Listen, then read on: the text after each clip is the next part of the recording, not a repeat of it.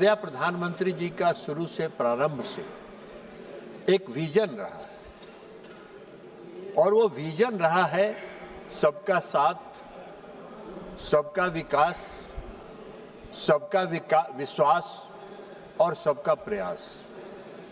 आज जो ये 3 विधेयक, संविधान संशोधन विधेयक और 2 विधेयक जो सदन में लाए गए हैं, वो उसी दृष्टिकोण को ध्यान में रख के लाया गया है। महोदया, 50% महिलाओं की आबादी है और अगर 50% आबादी के प्रति न्याय नहीं करेंगे प्रधानमंत्री जी, तो उनका ये विजन पूर्ण नहीं होगा। और इसको ध्यान में रखते हुए आज आदरणीय प्रधानमंत्री मोदी जी ने यह लाया है।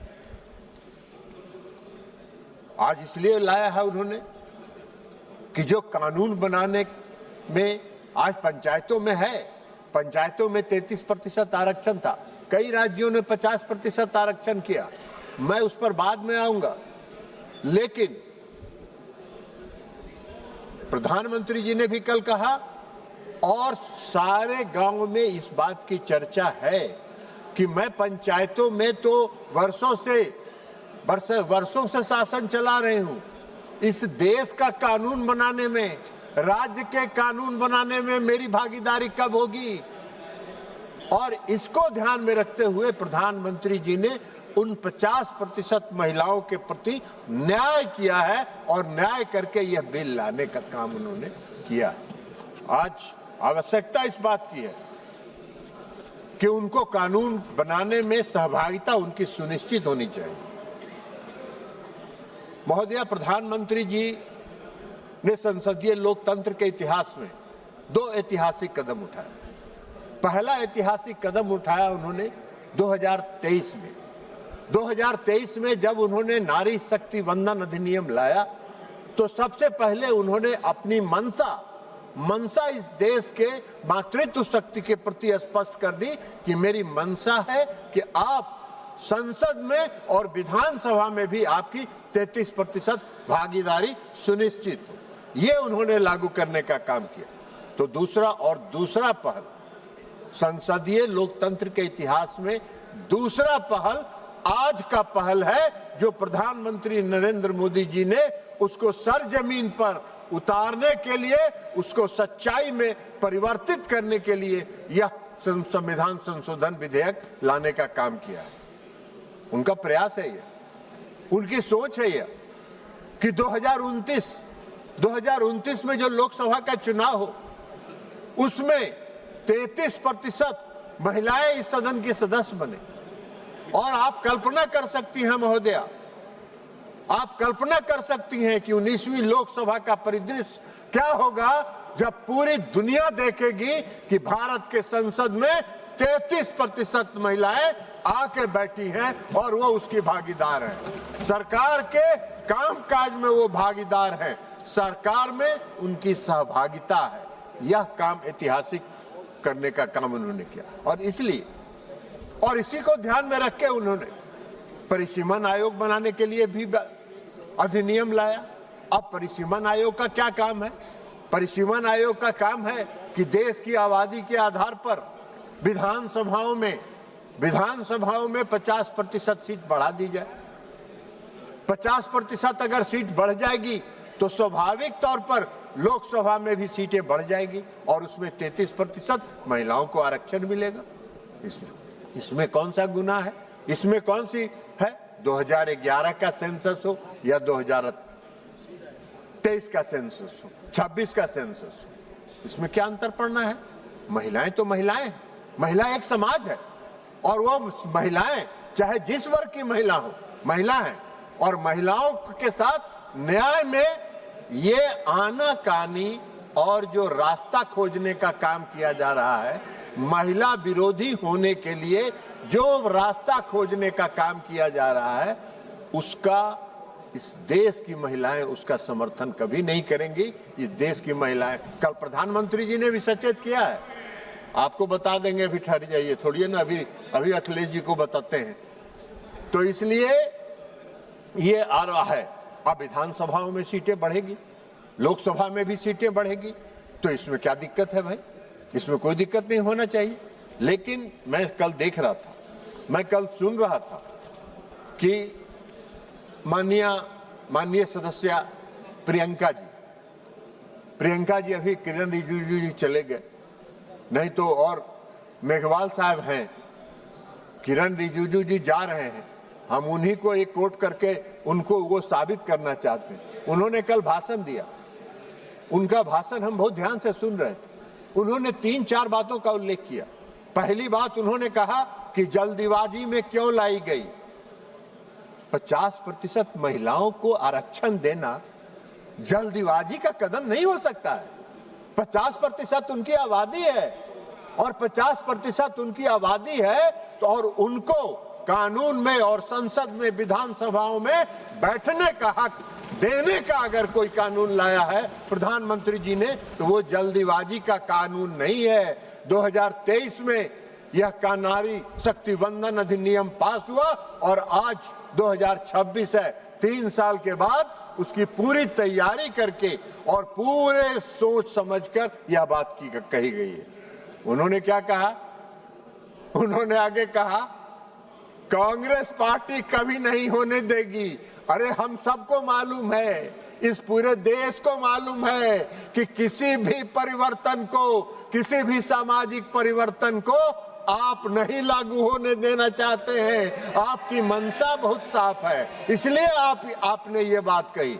अब ये बात अगर कांग्रेस का कोई दूसरा सदस्य कहता तो मुझको लगता कि चलिए भाई अनजाने में कह दिया हो, लेकिन कांग्रेस की टॉप लीडरशिप में श्रीमती प्रियंका गांधी जब ये बोल रही है सदन में कि हम इसको कभी नहीं लागू होने देंगे, तो मुझको आश्चर्य हुआ इस बात का कि ये कांग्रेस पार्टी की सोची समझी राजनीति है।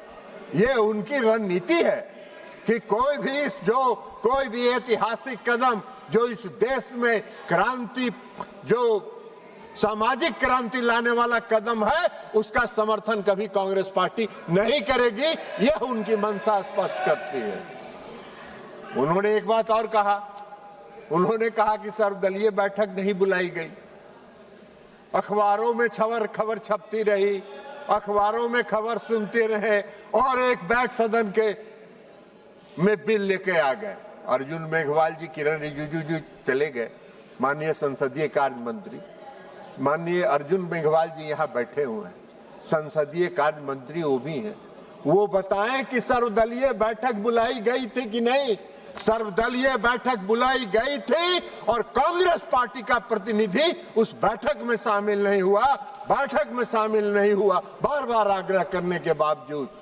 आपकी मंशा तो पहले से स्पष्ट थी, आपकी मंशा तो दिख रही थी कि आप कौन सा काम करना चाहते हैं।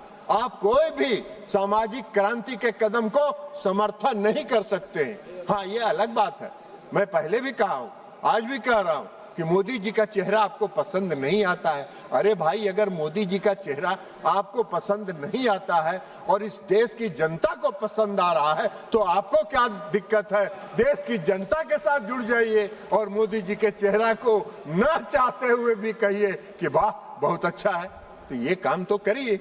उन्होंने क्या कहा? उन्होंने यह भी कहा कि यह संविधान संशोधन अगर पास होगा तो लोकतंत्र समाप्त हो जाएगा। क्या लोकतंत्र की परिभाषा बता रही हैं? अगर 50% आबादी संसद में बैठेगी तो लोकतंत्र कहां से समाप्त हो जाएगा? अरे लोकतंत्र समाप्त करने का प्रयास तो कांग्रेस पार्टी ने एक बार किया था, जो इस देश की जनता ने कांग्रेस पार्टी को उखाड़ के फेंक देने का काम किया, कांग्रेस पार्टी को नस्ताबूद कर देने का काम किया।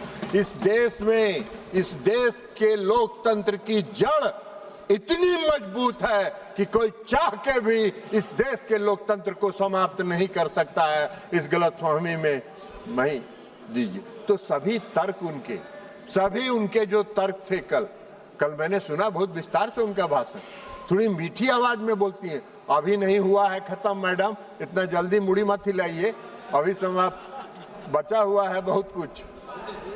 तो इसलिए कोई तथ्य नहीं है। अब कल प्रधानमंत्री जी का भाषण सुने, आप लोगों ने भी सुना होगा, प्रधानमंत्री जी ने आपको सचेत किया है, आपको सचेत किया है कि अगर आपने इसका विरोध किया तो वर्षों तक इसका खामियाजा आपको भुगतना पड़ेगा। प्रधानमंत्री जी ने आपको सचेत किया है, लेकिन फिर भी आप सचेत नहीं हो रहे हैं तो अलग बात है। मैं उनको एक उदाहरण देके बताना चाहता हूं, एक उदाहरण देके बताना चाहता हूं। पंचायतों में 33% का आरक्षण लागू था। 2005 में बिहार के मुख्यमंत्री नीतीश कुमार जी बने और 2006 में उन्होंने कहा कि 33% हम नहीं मानते हैं, हम इस देश में महिलाओं की आबादी और इस राज्य में महिलाओं की आबादी 50% है, हम 50% पंचायती राज व्यवस्था में नगर निकाय में आरक्षण देंगे। और सिर्फ उन्होंने पंचायतों में और नगर निकाय में आरक्षण नहीं दिया, मुख्यमंत्री नीतीश कुमार जी ने एकल पद जो प्रमुख का पद होता है, जिला परिषद के अध्यक्ष का पद होता है, सरपंच का पद होता है, उस पर भी आरक्षण उन्होंने दिया। लालू प्रसाद जी उसमें विरोध में थे, एनडीए की सरकार थी, लालू प्रसाद जी ने उस नीतीश जी के फॉर्मूले का विरोध किया और आज तक उनको खामियाजा भुगतना पड़ रहा है। आज तक बिहार की जन एनडीए, मैंने देखा है बिहार के एनडीए के साथ वहां की महिलाएं 100% खड़ी होती हैं। आप इस बार के चुनाव का वोट निकाल के देख लीजिए। अखिलेश जी, हम आपको कहेंगे, मेरे मित्र हैं, उनसे सचेत रहिए, उनके चक्कर में मत पड़िए, उनके चक्कर में मत पड़िए, उनके चक्कर में पड़ के वो गायब हो चुके हैं।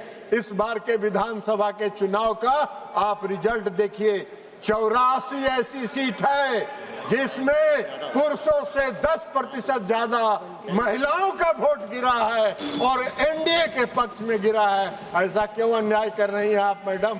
अन्याय मत करिए, आप ऐसा अन्याय मत करिए। मेघवाल जी कह रहे हैं कि कुछ उनकी पार्टी का टाइम दे दीजिए इधर। बोलिए मेघवाल जी।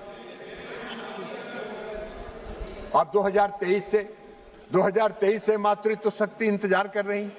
2023 में जब नारी शक्ति वंदन अधिनियम आया, उस समय से इस देश की मातृत्व शक्ति इंतजार कर रही है कि मुझको कब मौका मिलेगा। और जब प्रधानमंत्री जी ने आज उनको मौका दिया तो आप विरोध में खड़े हो गए।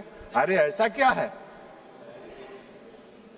और आज जो प्रधानमंत्री नरेंद्र मोदी जी ने इस सदन में जो बिल लाया है उनके नेतृत्व की सरकार ने, वो उसी भावना को जो मातृत्व शक्ति 2023 से इंतजार कर रही है, उसकी उस भावना के अनुरूप, उसकी भावना को संतुष्ट करने के लिए उन्होंने इस संविधान संशोधन विधेयक को लाया है इस सदन में।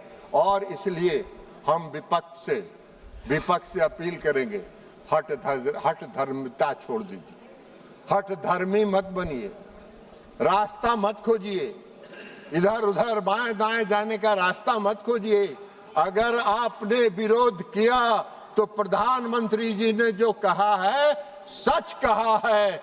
अगले 20-25 वर्षों तक आपको उसका खामियाजा भुगतना पड़ेगा, जैसे लालू प्रसाद जी 2005 से 2026 तक खामियाजा भुगत रहे हैं। और आप क्या बात करिए, कल प्रियंका जी बोल रही थी, आपने क्यों नहीं पास कराया? अरे प्रियंका जी, अटल बिहारी वाजपेयी जी की सरकार ने इस सदन में 4 बार यह प्रयास किया कि महिला आरक्षण विधेयक पारित हो। आप विपक्ष में थे, आपने समर्थन नहीं किया और उसके कारण यह बिल पास नहीं हो पाया। तो इसलिए हम आपसे अपील करेंगे कि आप इस चक्कर में मत पड़िए। अखिलेश जी हमारे मित्र हैं, इस चक्कर में मत पड़िए, उनसे झटका मारिए। और अगर उनके साथ सटे रहिएगा तो बिहार में इनका क्या हाल हुआ है मालूम है ना? 27 से 19 से 6 और उस 6 में भी 3 गो बाहर निकल गया है, अभी 3 गो बचे हैं। तो इसलिए इनका हसरोई होने वाला है। तो इसलिए इन्हीं शब्दों के साथ मैं इस संविधान संशोधन विधेयक का और जो अन्य विधेयक आए हैं, मैं उसका पुरजोर समर्थन करता हूं और प्रधानमंत्री जी को इस बात के लिए धन्यवाद देता हूं, आभार व्यक्त करता हूं कि आपने 50% की आबादी के साथ न्याय करने का काम किया। ये इनको अगर भगवान सुबुद्धि दे, इस वर्ष से हम यही प्रार्थना करते हैं, भगवान इनको सुबुद्धि दीजिए ताकि जो आने वाले दंश हैं वर्षों तक उससे ये बच सके। बहुत बहुत धन्यवाद।